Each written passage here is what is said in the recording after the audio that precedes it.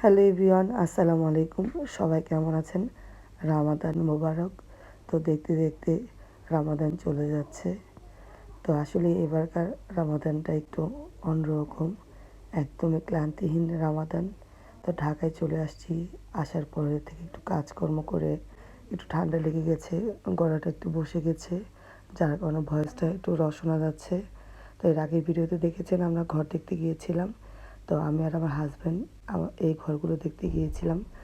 আমাদের বিক্রমপুরে কিন্তু মুন্সিগঞ্জে কিন্তু এই কাঠের ঘরগুলোর জন্য খুবই বিখ্যাত এবং খুবই প্রচলন আছে। এই ঘরগুলো রেডিমেড বানিয়ে বিক্রি করে, চাইলে অর্ডারও দেওয়া যায়, অর্ডার দিলে ওনারা বানিয়ে দেয়।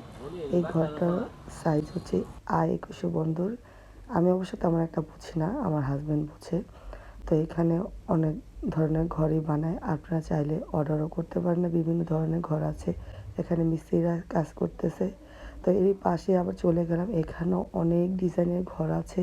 এখানে কটেজও আছে, বিভিন্ন রিসোর্টে যে কটেজগুলো ব্যবহার করা হয় সেই ঘর। কটেজগুলো কিন্তু দেখতে অনেক সুন্দর লাগে, খুবই ভালো লাগে। এটা ছিল তার পরের দিন, একদম সকালে উঠে দেন তারপর নাস্তা করে নিলাম। আম্মু নাস্তা বানিয়েছিল পরোটা, সবজি, ভাজি আর হচ্ছে ডিম। তো সাথে একটু রং চাও খেলাম। এটা ছিল ভোটের দিন, তো রং চা একটু গরম গরম রং চা বাইরে বসে খেলাম।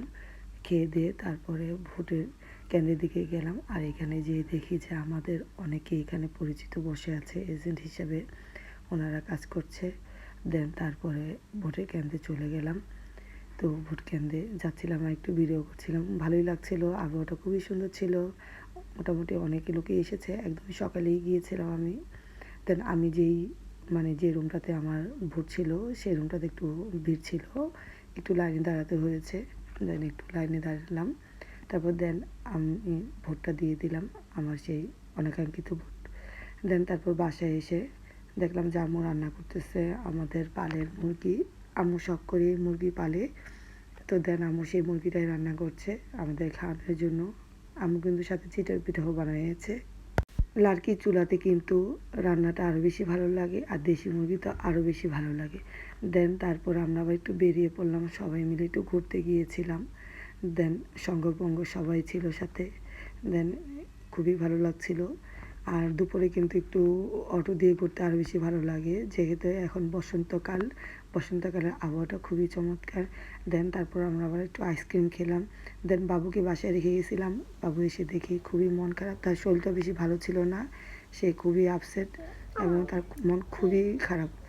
দেন তারপরে তার সাথে একটু আমার মেয়ে আবার একটু খেলা করলো তার সাথে। দেন তারপর তার মনটা একটু একটু ভালো হচ্ছিল। দেন রাতে সেই আম্মু যে রান্না করা মুরগিটা, সেটা দিয়ে আমরা চিতই পিঠা দিয়ে খেলাম। আর চিতই পিঠাগুলো কিন্তু সব আমিই বানিয়েছি এক এক করে, আম্মু বানাতে পারে না, আমরা তো হয় না। দেন খাওয়া দাওয়া শেষ করে রাতে আবার আমরা একটু মজা করছিলাম, একটু লাইট জ্বালিয়ে। আসলে সবাই একসাথে হলে খুবই ভালো লাগে, এই মুহূর্তগুলো খুবই সুন্দর, খুবই এনজয়েবল। তো ভিডিওটা কেমন লেগেছে, ভিডিওটা ভালো লাগলে ফলো দিবেন, সাবস্ক্রাইব করবেন, কমেন্ট, লাইক কমেন্ট শেয়ার করবেন। আল্লাহ হাফেজ, বাই বাই, আসসালামু আলাইকুম। আপনার পাশে থাকতে অনেক দূরে এগিয়ে যাব।